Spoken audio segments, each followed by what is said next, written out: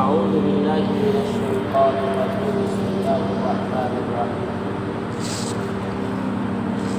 والعصر إن الإنسان لفي خسر إلا الذين آمنوا وعملوا الصالحات وتواصوا بالحق وتواصوا بالصبر. وقال النبي صلى الله عليه وسلم مروا بالمعروف وانهوا عن المنكر قبل أن تدعوني فلا أجيب لكم وتسألوني فلا أعطيكم وتستنصرونني فلا أنصركم فما زاد عليهن حتى نزل أو كما قال النبي صلی اللہ علیہ وسلم. میرے بھائیوں دوستوں عزیزوں، اس ساری کائنات کا خالق مالک رازق تنہا تنہا ایک اللہ ہے. ان آسمانوں کو بنانے والا اللہ ہے، ان زمینوں کو بنانے والا اللہ ہے، اور اس کے اندر جو کچھ بھی ہمیں نظر آ رہا ہے اس کو اللہ نے بنایا ہے. اللہ تعالیٰ نے قرآن میں بتایا ہے قل أئنكم لتكفرون بالذي خلق الأرض في يومين. وہ اللہ جس نے زمین کو 2 دنوں میں پیدا کیا. وخلق فيها الجبال، اور اللہ تعالیٰ نے 2 دنوں کے اندر اس میں درختوں اور پہاڑوں کو پیدا کیا، پانی کو پیدا کیا، سارے معدنیات کو اس کے اندر 2 دنوں میں پیدا کیا. یہ 4 دن ہو گئے.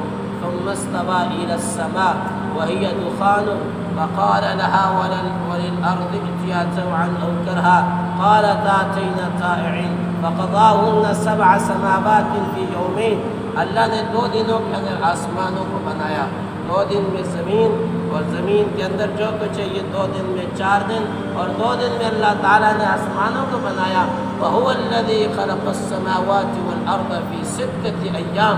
اللہ نے 7 آسمان 7 زمین کو اللہ تعالیٰ نے 6 دنوں کے اندر پیدا کیا ہے.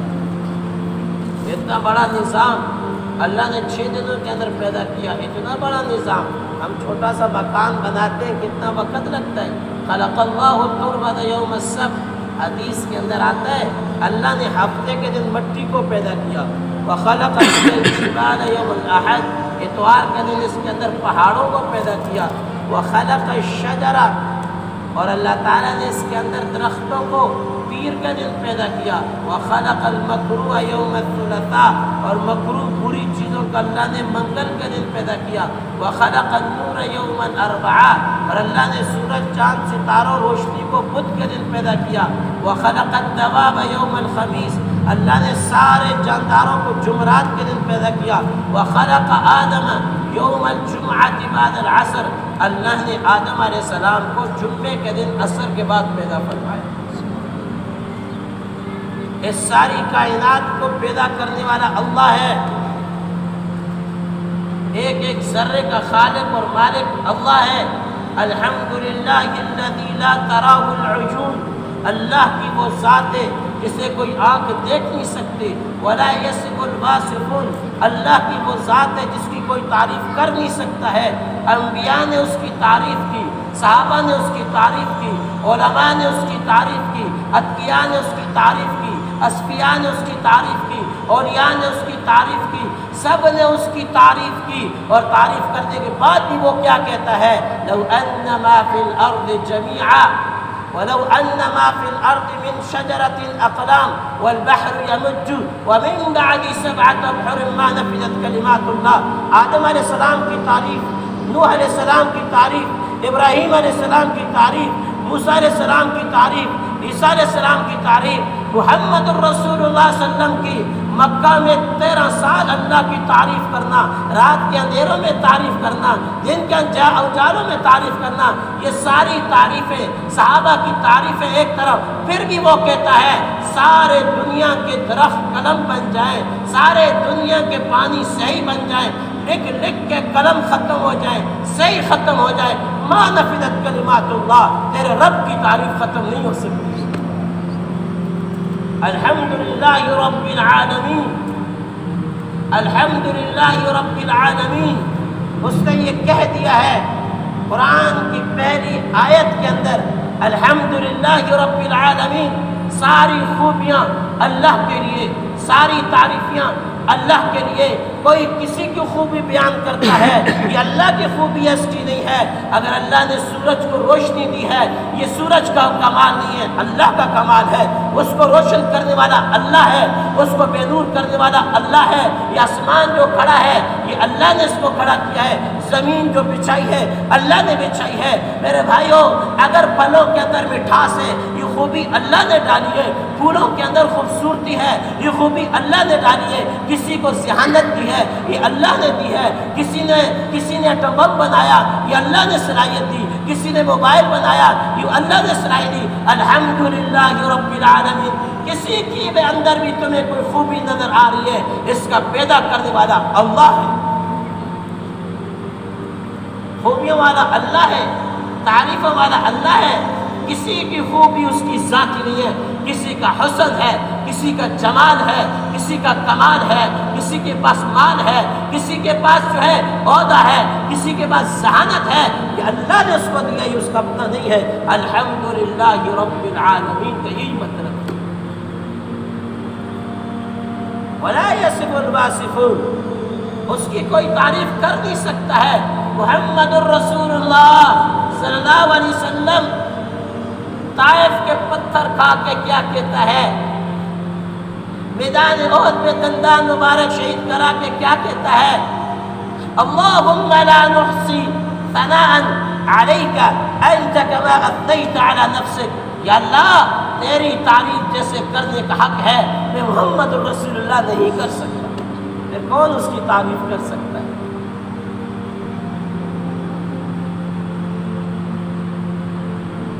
اللہ الصمد، اللہ الصمد، تمہاری تعریفوں سے وہ بے نیاز ہے، اسے تمہاری تعریف کی کوئی ضرورت نہیں ہے،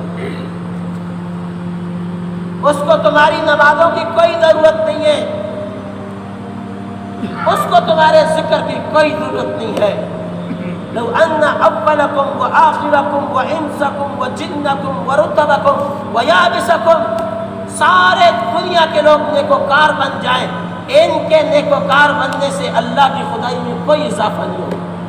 سارے شیطان بن جائیں، ان کے شیطان بننے سے اللہ کی خدائی میں کوئی کمی نہیں آئے گی۔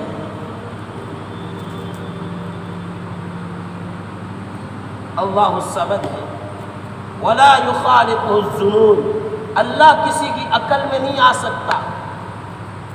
بہت سی چیزیں ایسی ہیں آدمی اس کو دیکھتا ہے، بہت سی چیزیں ایسی نہیں ہے دیکھتا نہیں ہے تو سنتا ہے، بہت سی چیزیں ایسی ہیں جن کو دیکھتا بھی ہے سنتا بھی ہے، لیکن ان کے بعد چیزیں ایسی ہیں نہ دیکھی جاتی ہیں نہ سنی جاتی ہیں، اس کے بارے میں آدمی سوچتا ہے۔ آدمی کی سوچ بہت آگے تک جاتی ہے، بہت آگے تک آدمی سوچ سکتا ہے، لیکن اس کی سوچ بھی ایک جگہ جا کے رک جاتی ہے۔ وہ کیا ہے؟ وہ اللہ ہے، اللہ کے بارے میں کوئی سوچ بھی نہیں سکتا ہے۔ وراء الوراء، تمہاری عقل محدود، اللہ کی عظمت لامحدود، تمہاری سوچ محدود، اللہ کی بڑائی لامحدود، تمہاری سوچ کا ایک دائرہ ہے۔ اللہ کی ذات ہر حدود سے، قیود سے، شرائط سے پاک ہے، اس کے بارے میں کوئی سوچ بھی نہیں سکتا۔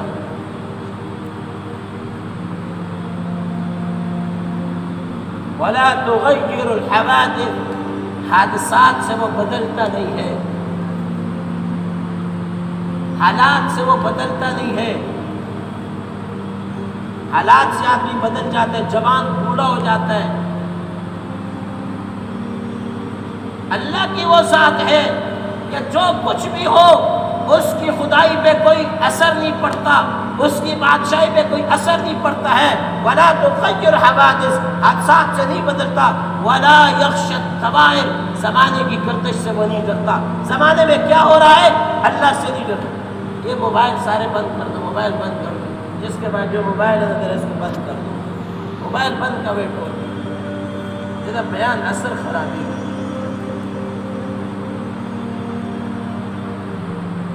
موبائل بند کر دو۔ میرے بھائیو دوستو اور عزیزو، یعلم مثاقیل الجبال، پہاڑوں کے وزن اللہ جانتا ہے۔ یہ کیٹو کا پہاڑ، یہ کوئی ہمالیہ کا پہاڑ اس کا وزن کتنا ہے؟ آج تک سورج چاند پہ لوگ پہنچ کے ہیں، لیکن پہاڑوں کے وزن بنانے کی کوئی مشین نہیں ہے۔ وَمَكَائِيلَ الْبِحَارِ، سمندر کے پانی کو وہ جانتا ہے۔ وعدد قطر الامطار، بارش کے قطرے وہ گن سکتا ہے۔ وعدد ورق الاشجار، درختوں کے پتے وہ جانتا ہے۔ ایک درخت پہ کتنے پتے، دو پہ کتنے پتے، تین پہ کتنے پتے، سپینا وڑے کے درختوں پہ کتنے پتے، پشاور کے درختوں پہ کتنے پتے، KPK کے درختوں پہ کتنے پتے، پاکستان کے درختوں پہ کتنے پتے۔ وہ جاؤ افریقہ کے جنگل، وہ جاؤ آسٹریلیا کے جنگل، ان کے پتے، ان کے درختوں کو بھی اللہ جانتا ہے، ان کے پتوں کو بھی جانتا ہے۔ بلکہ کیا کہتا ہے؟ لا تسقط من ورقۃ الا يعلمها، اس درخت کا پتا کب گرے گا، کہاں گرے گا، کتنی کلابازیت سے گرے گا، اللہ کے علم کے اندر ہے، جانتا ہے۔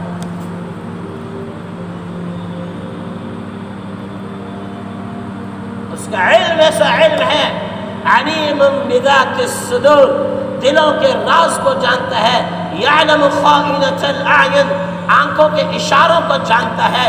میان عاشق معشوق رمزیز نیز ہم کرامن کاتبین را خبر نیش، ایک آدمی دوسرے کو آنکھ مارتا ہے، کرامن کاتبین کو پتہ نہیں اس نے کیوں آنکھ ماری، اللہ جانتا ہے اس نے کیوں آنکھ ماری ہے۔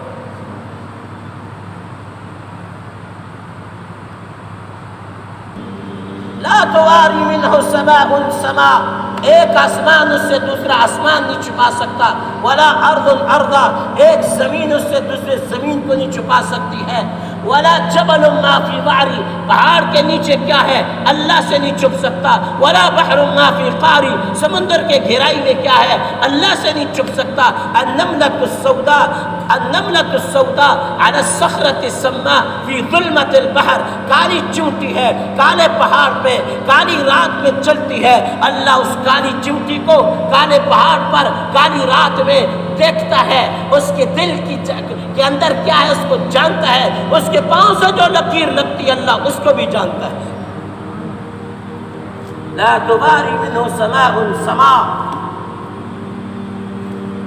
سواء منکم من اسر القول ومن جہر به ومنهم ومن هو مستخف باللیل وسارب بالنہار، رات کی تاریکی میں چلنے والا، دن کی روشنی میں چلنے والا، رات کی تاریکی میں چلنے والے کو اللہ ایسے ہی دیکھتا ہے جیسے دن کے اجالے میں چلنے والے کو دیکھتا ہے۔ اونچی آواز سے کوئی بولتا ہے، آہستہ آواز سے بولتا ہے، کان میں بولتا ہے، اللہ تعالیٰ کان میں بولنے والے کو بھی ایسے ہی سنتا ہے جیسے اونچی آواز سے بولنے والے کو سنتا ہے۔ اس کے لیے اندھیرا اور روشنی برابر، اس کے لیے اونچی اور نیچی آواز برابر، اس کے لیے میرے بھائیوں ہر چیز برابر ہے۔ اس کی علم، اس کی بصارت کیسی ہے۔ اللہ نے کہا موسیٰ اس پتھر کو توڑو، اس سے پتھر نکلا، اس پتھر کو توڑو، اس سے پتھر نکلا، اس پتھر کو توڑو، اس کے اندر سے کیڑا نکلا۔ موسیٰ علیہ السلام حیران، 3 پتھروں کے اندر کیڑے کو اللہ جانتا ہے اور اس کو رزق دیتا ہے۔ اللہ نے فرمایا موسیٰ کان لگاؤ یہ کیڑا کیا کہتا ہے۔ وہ کیڑا کہہ رہا تھا سبحان من یرانی، سبحان من یرانی ویسمع کلامی وَيَعْرِفُ مَكَانِي وَيَرْزُقُنِي وَلَا يَنْسَانِي، پاک ہے وہ ذات 3 پتھروں کے اندر بھی مجھے دیکھتا ہے، میری بات کو سنتا ہے، میرا گھر اس کو معلوم ہے، مجھے رات اور دن رزق دیتا ہے، مجھے کبھی بھولا نہیں ہے۔ 3 پتھروں کے اندر جو اللہ کیڑے کو نہیں بھولتا ہے وہ اپنے بندے کو کیسے بھولے۔ وَفِي السَّمَاءِ رِزْقُكُمْ وما توعدون، ارے تمہارا رزق آسمان میں ہے، تمہارا رزق دکان میں نہیں ہے، تمہارا رزق آسمان میں ہے، تمہارا رزق زمین میں نہیں ہے۔ فورب السماء والارض انہ لحق، اتنی پکی بات اللہ نے رزق کے معاملے میں کی، آسمانوں اور زمینوں کے رب کی قسم یہ بات سچ ہے، اس کو مانو۔ وما من دابة في الأرض إلا على الله رزقها، ہر زمین پہ چلنے والا اس کی رزق کی ذمہ داری اللہ پر ہے۔ وما من دابة، الا هو آخذ بناصیتها، ہر جاندار کو اللہ نے پیشانی کے بالوں سے پکڑا ہوا ہے، اس کی قدرت میں جکڑا ہوا ہے، اس کے حکم کا پابند ہے، اس کو اللہ کے حکم کی زنجیریں ڈلی ہوئی ہیں۔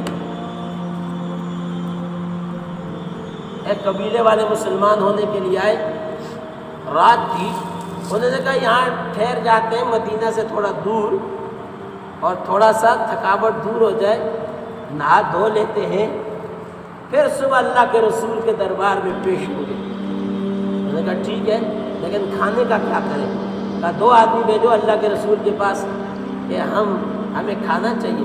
2 آدمی آئے، اللہ کے رسول نماز پڑھا رہے تھے، آپ نے نماز میں یہ 12ویں سپارے کی پہلی آیت پڑھی، وَمَا مِن دَابَّةٍ فِي الْأَرْضِ إِلَّا عَلَى اللَّهِ رِزْقُهَا، جو بھی زمین پہ جاندار رہتا ہے اس کی رزق کی ذمہ داری اللہ پر ہے۔ انہوں نے کہا جب رزق کی ذمہ داری اللہ پر ہے تو ہم اللہ کے رسول سے کیوں مانگے؟ ہم اللہ سے مانگے کہ وہ واپس چلے گئے۔ جب قوم کے پاس پہنچے تو وہ سارے لوگ دسترخوان پہ بیٹھے کھانا کھا رہے۔ میں نے کہا بھائی کھانا کہاں سے آیا؟ کہا تم نے تو بھیجا ہے، اللہ کے رسول نے بھیجا ہے۔ اسے کہا، اس سے سارا واقعہ سنایا کہ بھائی میں نے تو سے اللہ کے رسول سے یاد سنی کہ رزق کی ذمہ داری اللہ پر ہے، تو میں نے کہا اللہ کے رسول سے کیوں مانگوں، اللہ سے کیوں نہ مانگوں؟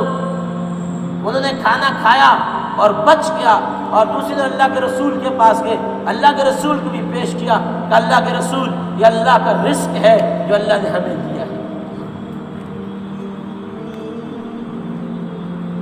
آج رزق کے پیچھے ہم رازق کو بھول گئے۔ صحابہ کیا تھے؟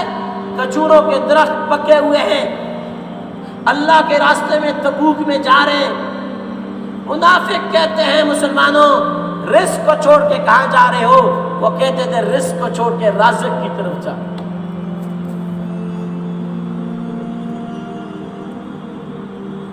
اللہ نے رزق کے بارے میں قرآن میں کتنی آیتیں نازل کی ہیں، واللہ یقبض ویبسط، اللہ جس کے لیے چاہتا ہے مٹھی کو بند کر دیتا ہے، جس کے لیے چاہتا ہے کھول دیتا ہے۔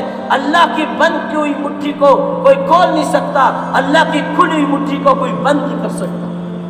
اپنی محنت سے، اپنی مزدوری سے، اپنی ذہانت سے، اپنے علم سے، اپنے عہدے سے، اپنی صلاحیت سے، اپنی طاقت سے ایک دانہ آدمی اللہ سے نہیں لے سکتا۔ یا ابن آدم قد كتبت لك رزقك فلا تتعب، میرے بندے تیرا رزق میں نے لکھ دیا ہے، رزق کے پیچھے اپنے آپ کو مت تھکانا۔ یہ تھکا رہے اپنے آپ کو۔ اور جب میرا بندہ اطاعت کرتا ہے، میری اطاعت کرتا ہے، اس کے بکھرے ہوئے رزق کو جمع کر کے اس کے آگے رکھ دیتا ہوں۔ جب میری نافرمانی کرتا ہے، اس کے بکھرے ہوئے رزق کو پوری دنیا میں بکھیر دیتا ہوں۔ پھر یہ کبھی امریکہ جاتا ہے، کبھی افریقہ جاتا ہے، کبھی آسٹریلیا جاتا ہے، کبھی کینیڈا، کبھی چائنا، یہ اپنے رزق کے پیچھے پھر رہا ہے، اس کا اللہ نے رزق بکھیر دیا ہے۔ اذا اوتیت رضیت، جب لوگ میری بات مانتے ہیں میں راضی ہوتا ہوں۔ وَإِذَا رَضِيتُ بَارَكْتُ، جب میں راضی ہوتا ہوں میں برکتیں دیتا ہوں۔ وَلَيْسَ لِبَرْكَتِي نِهَایَةٌ، میری برکتوں کی کوئی انتہا نہیں ہوتی۔ اتنا دیتا ہوں، اتنا دیتا ہوں، اتنا دیتا ہوں، اپنے خزانے کھول دیتا ہوں جب میری اطاعت ہوتی ہے۔ وَإِذَا عُصِيتُ غَضِبْتُ، جب لوگ میری نافرمانی کرتے ہیں میں غصے ہوتا ہوں۔ وَإِذَا غَضِبْتُ لَعَنْتُ، جب میں غصے ہوتا ہوں تو لعنت کرتا ہوں۔ وَإِنَّ اللَّعْنَةَ مِنِّي تَبْلُغُ سَابِعًا مِنَ الْوَدْ، میری لعنت 7 پشتوں تک چلتی، 7 پشتوں تک۔ اللہ کی نافرمانی باپ کرتا ہے، پوتے کو، پڑ پوتے کو آگے چلتی رہتی ہے، نافرمانی کی نحوست چلتی ہے۔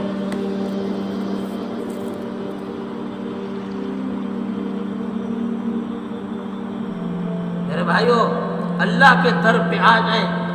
من تقرب منی تلقیتہ من بعید، جو میری طرف چلتا ہے، قدم اٹھاتا ہے، میں دور سے اس کو اپنی رحمت میں لے لیتا ہوں۔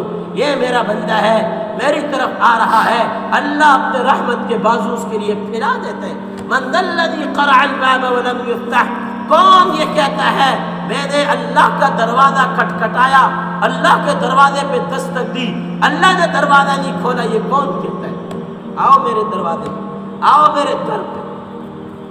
جب کوئی بوڑھا گنہگار آتا ہے، فرشتے اس کے اور اللہ کے درمیان پردے حائل کر دیتے ہیں۔ اللہ فرماتے ہیں فرشتوں یہ پردے ہٹاؤ، میں اپنے بندے کو براہ راست دیکھنا چاہتا ہوں، پردے ہٹاؤ۔ پردے کیوں رکھ دیے تم نے؟ وہ کہتے ہیں یا اللہ اس کی زندگی میں کوئی نیکی نہیں ہے، گناہ ہی گناہ ہے، اب ہر طرف سے ٹکرایا ہوا تیرے در پہ آیا ہے، یہ اس قابل نہیں ہے، یہ اس قابل نہیں ہے۔ اللہ کیا فرماتے ہیں؟ یا ملائکتی قد استحییت من عبدی ولیس لہ غیر۔ اے میرے فرشتوں، میں اس کو اچھی طرح جانتا ہوں، تم سے میں اچھی طرح اس کو جانتا ہوں، لیکن آج جب یہ سفید بالوں کے ساتھ میرے در پہ آیا ہے مجھے شرم آتی ہے۔ ولیس لہ غیری، اگر اس کو میں نے معاف نہ کیا تو یہ کہاں جائے گا؟ میرے علاوہ کون ہے اس کا؟ میرے علاوہ کون ہے اس کا؟ ولیس لہ غیری، میرے علاوہ کوئی نہیں ہے اس کا، اللہ کے علاوہ ہمارا کوئی بھی نہیں ہے میرے دوستوں۔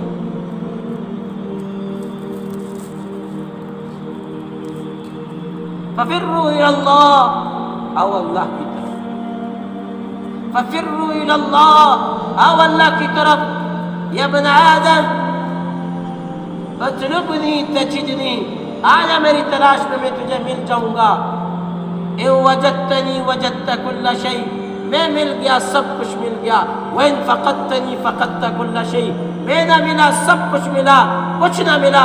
وانا خیر لک من کل شیء، میں تیرے لیے ہر چیز سے بہتر ہوں۔ میرے بندے تو نے ساری دوڑیں لگا دی ہیں، اب رب کی دوڑ بھی لگا، آج اللہ کی تیرے کام بنا دے گا، تیری پریشانیاں دور کر دے گا، تیری مشکلوں کو حل کر دے گا، تیرے ناممکن کو ممکن کر دے گا، تیرے سارے مسئلے اللہ کے ہاتھ میں، اللہ کے پاس آ جائے گا، تیرے کام بن جائیں گے، اللہ کے پاس نہیں آئے گا، اتنا پریشان ہوگا، اتنا پریشان ہوگا، پھر کے آخر میں اللہ ہی ہے، اللہ ہی۔ تو میرے بھائیو دوستو عزیزو، میرے اور آپ کے پیارے نبی علیہ السلام کی دعوت تھی بھائی اللہ کو اپنا بنا لو، اللہ سے دوستی لگا لو، اللہ سے تعلق بنا لو، اللہ کی محبت اپنے دل میں پیدا کر لو، دنیا بھی بن جائے گی، آخرت بھی بن جائے گی۔ یہ امت کو سبق پڑھایا آپ نے، اے میری امت اللہ کی طرف آؤ، لا الہ الا اللہ کا کیا مطلب ہے؟ سب کو چھوڑو، اللہ کی طرف آؤ، سب کی دوڑ کو چھوڑو، اللہ کی دوڑ لگاؤ، یہ تھا۔ میرے بھائیو دوستو عزیزو، آپ صلی اللہ علیہ وسلم بیت اللہ کا غلاف پکڑ کے کیا دعا کر رہے ہیں؟ اے اللہ اگر تو اپنے نبی کو مظلوم دیکھے، امت کی زیادتیوں کی وجہ سے اگر تجھے امت کے اوپر غصہ آ جائے، اپنے نبی کو مظلوم دیکھے، اے اللہ میں تجھ سے پہلی درخواست کرتا ہوں کہ میری امت کے حق میں میری دعا کو تو قبول کرنا، پر دعا کو قبول نہ کرنا۔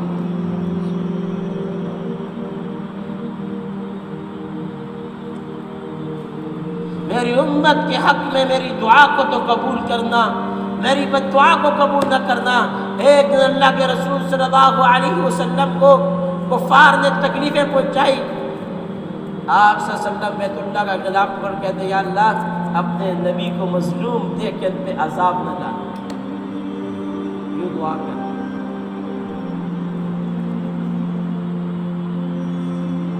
میدان احد میں اللہ کے رسول صلی اللہ علیہ وسلم کے دندان مبارک میں پتھر لگا، آپ کے اوپر والے دندان مبارک شہید ہو گئے۔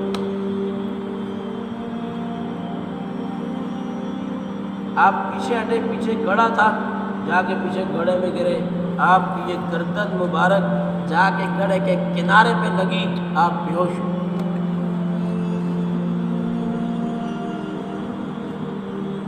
ابن قمیہ جو سعد بن وقاص رضی اللہ عنہ کا بھائی تھا ابن قمیہ، اس کے پاس تلوار تھی، اسے یوں اوپر سے آپ گڑے میں نیچے تھے، اوپر سے تلوار ماری، ایک مرتبہ آپ کے رخسار پہ لگی، دوسری مرتبہ آپ کی پیشانی پہ لگی، آپ نے خود پہنا ہوا تھا، خود کی کڑیاں آپ کے رخسار کے اندر، آپ کی پیشانی کے اندر گھس گئی۔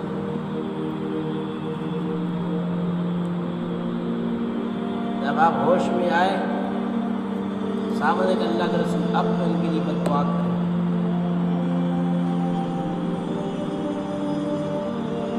اللہ کے رسول صلی اللہ علیہ وسلم نے جب ہاتھ اٹھائے، صحابہ نے کہا اب یہ تباہ و برباد ہو جائیں گے۔ آپ نے ہاتھ اٹھا کے کیا فرمایا؟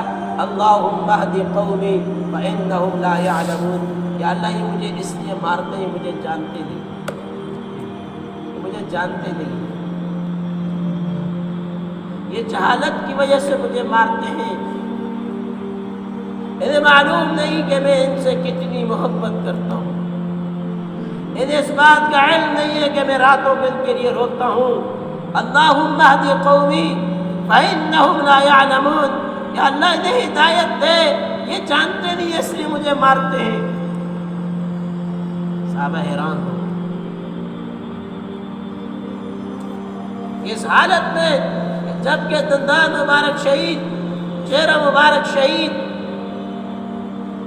پیشانی زخمی، آپ کے کپڑے خون سے بھرے ہوئے ہیں، اور پھر بھی اس حالت میں بھی امت کے لیے دعا۔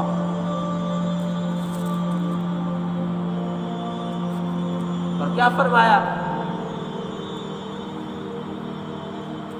انکم ستلقونی علی الحوض، اے میری امت، میری تمہاری ملاقات حوض کوثر پہ ہوگی، میری تمہاری ملاقات حوض کوثر پہ ہوگی۔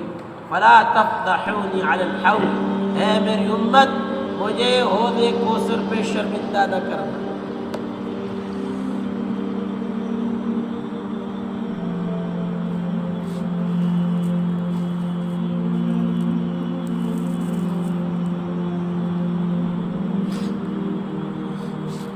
چور کا واقعہ لکھا ہوا ہے، اس نے عیسائی کی جیب کاٹی، اندر سے ڈالر نکلے، بڑا خوش ہوا، آج تو بڑا اچھا میرا داؤ لگ گیا۔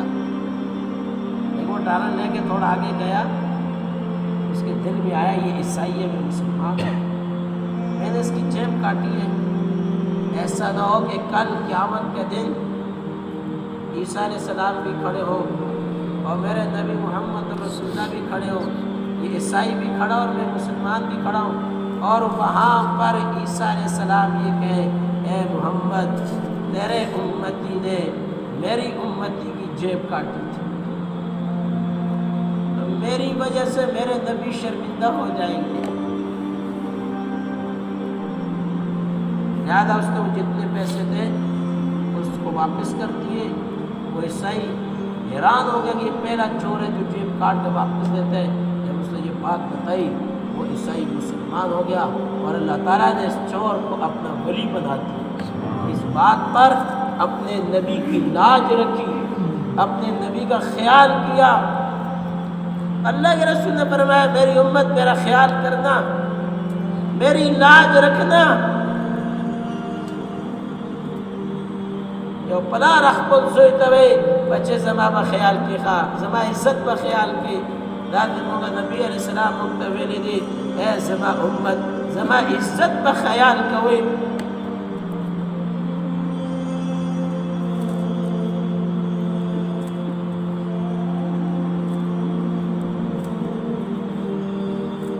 فرمایا میرے لیے یہ بہت شرمندگی کی بات ہوگی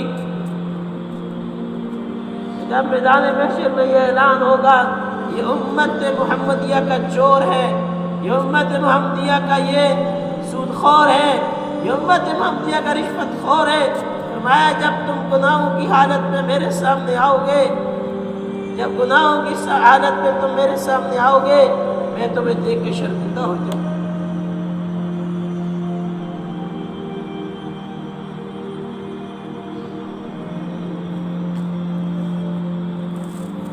آپ صلی اللہ علیہ وسلم نے اللہ سے درخواست کی اللہ میری امت کا حساب مجھے دے دے، میں خود اپنی امت کا حساب لے لیتا ہوں۔ اللہ نے فرمایا نہیں میرے نبی، میں تیری امت کا حساب ایسے لوں گا کہ آپ کو بھی پتہ نہیں چلے گا، آپ حساب لوگے تو آپ کی امت آپ کے سامنے شرمندہ ہو جائے گی۔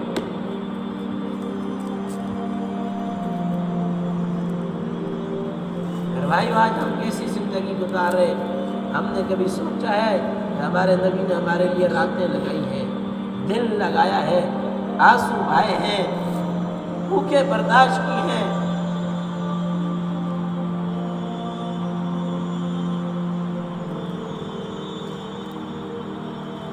انس نے کہا اللہ کے رسول ہم آپ کو کہاں تلاش کریں؟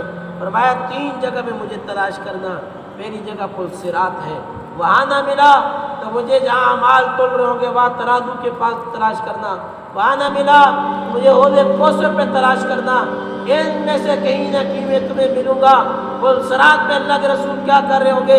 جب سارے نبی پار ہوں گے تو نفسی نفسی کی صدا لگائیں گے، آپ وسلم پل صراط کا ستون پکڑ کے کھڑے ہو جائیں گے، رب سلم امتی رب سلم امتی رب سلم امتی، میرے رب میری امت کو پار لگا، میری امت کو پار لگا۔ جب تک ساری امت پل صراط سے گزرے گی نہیں آپ وہاں کھڑے رہیں، اور ترازو کے پاس آپ صلی اللہ علیہ وسلم کھڑے ہوں گے، جب اعمال تول رہے ہوں گے اللہ کے رسول صلی اللہ علیہ وسلم وہاں کھڑے ہوں گے، جب کسی امتی کے جہنم کا فیصلہ ہوگا آپ وسلم اللہ کے عرش کے سامنے لیٹیں گے، سجدہ کریں گے، اور سجدے میں اللہ کی حمد و ثنا کریں گے۔ اللہ فرمائیں گے ارفع رأسک یا محمد سل تؤتا اشفع تشفع، میرے نبی سر اٹھاؤ، کیا مانگتے ہو، مسئلہ کیا ہے، پریشانی کیا ہے؟ جب آپ سر اٹھائیں گے فرمائیں گے یا اللہ امت کی مغفرت مانگ۔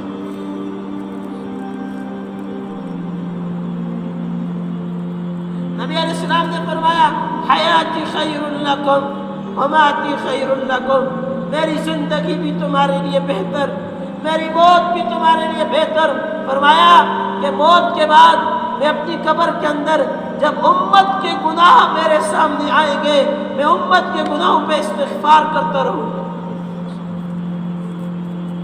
میرے بہت سے امتی گناہوں کی حالت میں دنیا سے جائیں گے، لیکن میرے استغفار کی وجہ سے وہ قبر سے گناہوں سے بخشائے اٹھیں گے۔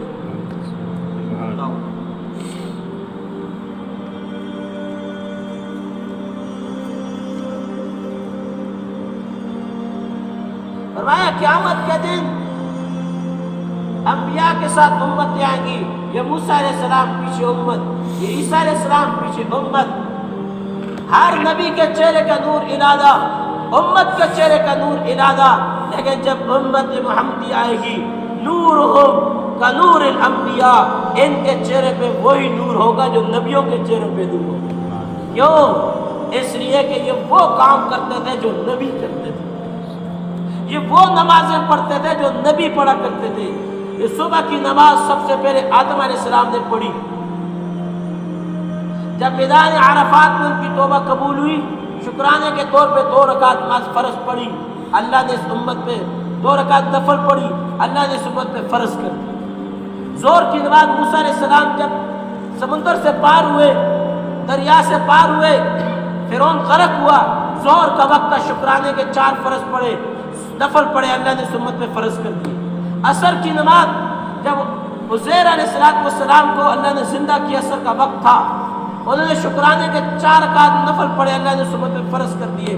اور 3 فرض مغرب کے داؤد علیہ السلام کا اللہ نے امتحان لیا، اس پہ پاس ہو گئے۔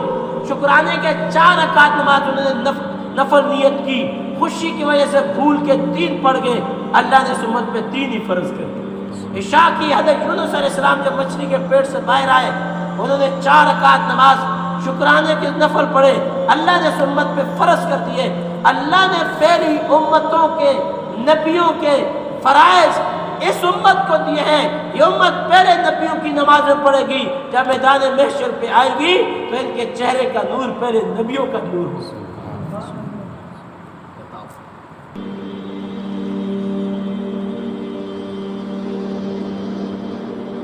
میرے بھائی دوستو اور عزیزو، اس دین کے لیے میرے اور آپ کے نبی نے اپنا سب کچھ لگایا، خون بھی لگایا، پسینہ بھی لگایا، آنسو بھی لگائے، اس دین کی۔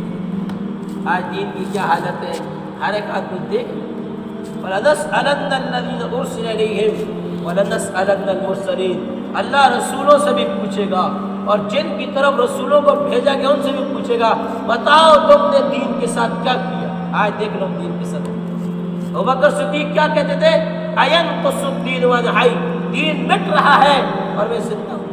نبی علیہ السلام نے فرمایا بدأ الاسلام غریبا، اسلام کی ابتدا اجنبیت میں ہوئی، وسيعود غریبا، یہ پھر اجنبی ہو جائے گا، فطوبى للغرباء، اجنبی لوگوں کو مبارکباد ہو جب دین اجنبی ہوگا۔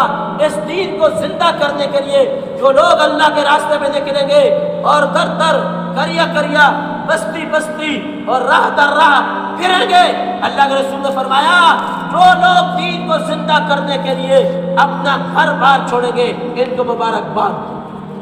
کیا دو؟ اللہ کے رسول صلی اللہ علیہ وسلم نے مبارکباد دی ہے۔